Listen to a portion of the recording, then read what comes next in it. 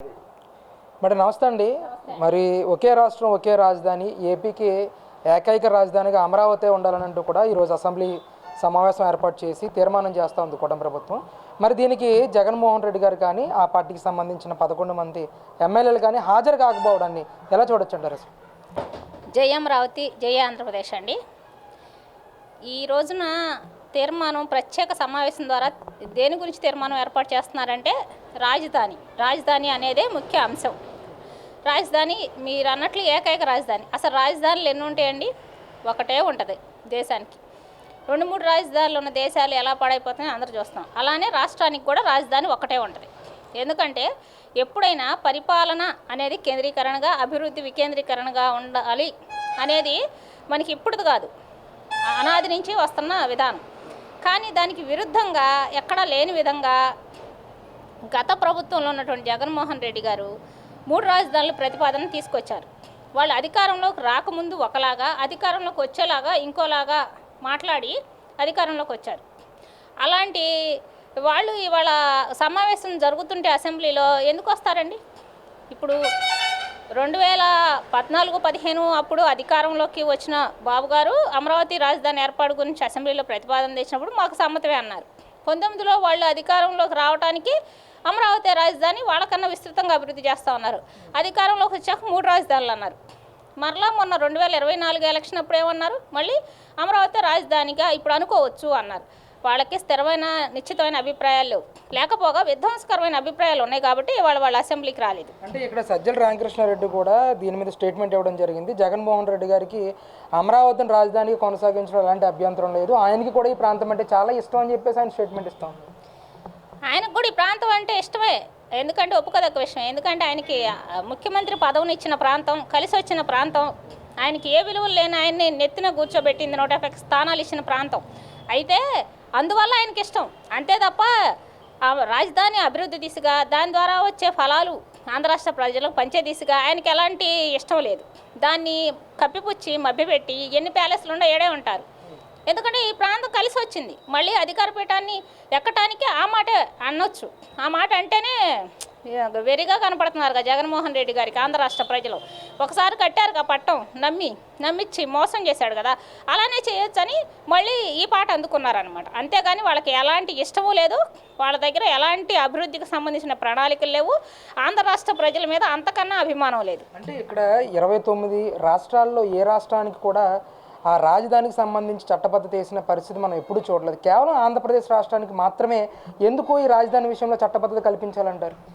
దీనికి అసలు ప్రాతిపదిక ఈ ప్రశ్న ఉదయించడానికి కారణం 2014-15 విభజన చట్టం నుంచి మొదలైంది. విభజన చట్టంలో పేర్కొనబడినట్లు మనము అన్నదమ్ములు విడిపోయినట్లు ఉమ్మడి ఆంధ్రప్రదేశ్ విడిపోయి ఆంధ్ర తెలంగాణగా ఉమ్మడిగా మీరు అభివృద్ధి చెందే వరకు, మీరు ఒక రాజధానిని ఏర్పాటు చేసుకొని డెవలప్ అయ్యే వరకు మేము అండదండగా ఉంటామని పెద్దన్నైన కేంద్రం తెలియజేసింది.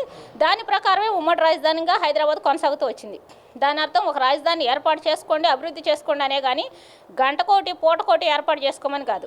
ఆల్రెడీ 9,000 కోట్ల చిల్లర నిధులు ఖర్చు పెట్టి అమరావతి ప్రాంతాన్ని రాజధానిగా ఏర్పాటు చేసి ఒక ప్రభుత్వం 5 ఏళ్ళు పాలన చేసిన తర్వాత ఇంకొకళ్ళు వచ్చి దాన్ని 3 ముక్కలు ఆడితే ఈసారి వచ్చిన ఆయన 6 ముక్కలు ఆడబోతాడా, ఏం జరిగిద్ది అనేది తెలియదు. కాబట్టి ఇదే పరిస్థితి కొనసాగితే ఇక ఆంధ్ర రాష్ట్రంగా ఉండబోదేమో, జిల్లాలుగా విభజించి పక్క రాష్ట్రాలకు కలిపేస్తారేమో అనే భయం, ఆందోళన ఆంధ్ర రాష్ట్ర ప్రజల్లో ఏర్పడింది. దాని గురించి వచ్చిందే ఈ యొక్క చట్టబద్ధత. అంటే రేపు పొద్దున ఒకవేళ జగన్మోహన్ రెడ్డి గారికి గెలిచిన ఈ అమరావతిని మార్చే విషయంలో కానీ లేకపోతే ఇంకొక 2 రాజధానులని, గతంలోనే కూడా ఆయన అదే చెప్పారు, మేము అమరావతిని ఎప్పుడూ మార్చట్లేదు, 2 రాజధానులు మేము నిర్మిస్తూ ఉన్నాం అని చెప్పేసి మాట్లాడారు. రేపు అలాంటి వాతావరణం నెలకొల్పే అవకాశం ఉంటుందంటారా జగన్మోహన్ రెడ్డి గారు గెలిస్తే? 3 కాదండి, ఇంకా 2 కాదు, ఆయన 6 రాజధానులు నెలకొల్పుతారు. అప్పుడైతేనే ఆయన దోచుకోవడానికి అనుకూలంగా ఉంటుంది, పక్క రాష్ట్రాలకి ప్రజలని జిల్లాల వారీగా అమ్మేయడానికి వీలుగా ఉంటుంది. ఆయన ఖచ్చితంగా 6 రాజధానులు చేస్తారు. అందులో మాకు ఎలాంటి సందేహం లేదు. అలాంటి సందేహం లేదు. దానికి తోడు అలాంటి వారి మాటల వల్ల వచ్చే పెట్టుబడిదారులకు కూడా సామాన్య ప్రజలకు వచ్చిన సందేహాలే వస్తాయి. ఎందుకంటే వాళ్ళు ఇక్కడ కొన్ని వేల కోట్లు పెట్టుబడి పెట్టాలి కాబట్టి. ఈ చట్టబద్ధతతో ఇలాంటి వారు ఎవరు, ఇలాంటి దుష్టులు, రాక్షసులు, సైకోలు వచ్చి రాష్ట్రాన్ని ముక్కలు చేయకూడదు అనే దానికోసం మేము పదే చట్టబద్ధత గురించి కేంద్ర ప్రభుత్వానికి వినతి చేసుకోవడం జరిగింది. రాష్ట్ర ప్రభుత్వం వారు కూడా దాన్ని గుర్తించి దానికి తగ్గ సమాలోచన ద్వారా కేంద్ర ప్రభుత్వం ముందుకు వెళ్ళారు. వాళ్ళు కూడా దానికి సమ్మతించారు కాబట్టి ఈరోజు తీర్మానం పంపించడానికి అంతా సిద్ధం చేయడం జరిగింది. అంటే ఓవరాల్గా ఎలా అనిపిస్తుందండి? 1631 రోజులు మీరు ఉద్యమాల్లో పాల్గొని ఒకే రాష్ట్రం ఒకే రాజధాని నినాదంతో ముందుకెళ్లారు. ఫైనల్గా ఈరోజు మీరు అనుకున్న ఏదైతే ఒకే రాష్ట్రం ఒకే రాజధాని ఉండాలని అనుకున్నారో అది నెరవేర్చే దిశగా ఈరోజు కూటమి ప్రభుత్వం ముందడుగులు వేస్తూ ఉంది కదా. మీకు స్వతహాగా ఒక మహిళగా మీకు ఏ విధంగా అనిపిస్తుంది? మీరు కూడా చాలా రోజులు ఈ ఉద్యమంలో పాల్గొన్నారు.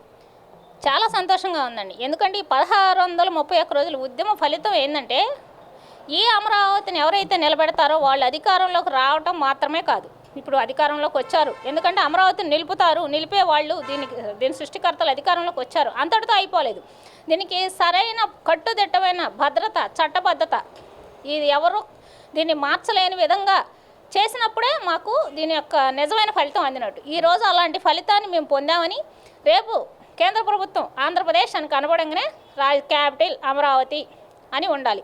ఇది కొన్ని తరాల వరకు మార్పు చేర్పులు జరగకూడదు. భారతదేశానికి హస్తిన రాజధాని ఎలాగో ఆంధ్రప్రదేశ్కి అమరావతే రాజధాని. అది ఎప్పుడైతే కళ సాకారం అవుతుందో అప్పుడే మాకు నిజమైన ఆనందం. ఇప్పుడు ఆ కళ సాకారం అవడానికి అడుగులు పడుతున్నాయి కాబట్టి మేము భూములు ఇచ్చింది ఆంధ్ర రాష్ట్ర ప్రజల అభివృద్ధి కోసం, మా సొంతం కోసం కాదు, లేదా రోజుకో రాజధాని మార్పులు చేయటం కోసం కాదు. కాబట్టి దానికి నిజమైన అర్థం ఈరోజు రాబోతుంది కాబట్టి మేము ఎంతో ఆనందంగానో నిజమైన ఫలితాన్ని మేము పొందబోతున్నట్లు ఉద్యమం మొదటి రోజు కూర్చుందే ఒకే రాష్ట్రం ఒకే రాజధాని నినాదం. ఆ నినాదానికి తగ్గ ఫలితం ఈరోజు వస్తుంది కాబట్టి మేము దీని గురించి చాలా సంతోషపడుతున్నాం. మేము సంతోషపడటమే కాదు, ఎప్పుడైతే దీనికి గెజిట్ వస్తుందో అప్పుడు ఆంధ్ర రాష్ట్రం అభివృద్ధిగా కొత్త దిశను చూడబోయింది. అప్పుడు కొత్త ఆంధ్రప్రదేశ్ని అభివృద్ధిలో ముందుంటాని యావత్ భారతదేశం చూస్తుందని మేము సంపూర్ణంగా విశ్వాసం వ్యక్తం చేస్తున్నాం.